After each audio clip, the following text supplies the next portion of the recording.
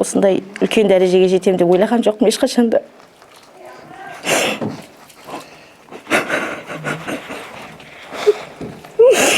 Ал қош келдің Жанар, құрметті Байғанин елінің азаматтары. Қарекет қорының бүгін 928-ші баспанасы бергелі отыр. Ол біздің киелі жер Байғанин өңіріне бұйырыпты. Сондықтан осы 10 күннен бері осы жерде үлкен азаматтар жұмыс жасап жатыр. Осы үйді сізге дайындап беруге ниет еттік. Ішкі жағдайын келіп тұра қалатындай қылып жасап жатыр барлығы. Сондықтан бүгінгі баспанаңыз құтты болсын. Рахмет. Құтты болсын, келіңіз.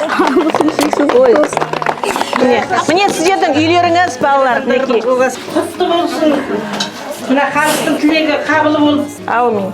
қандай жақсы шашылы болсын. Ал жинап алыңдар. Анашым, аман жүрші біздердің бағымызға.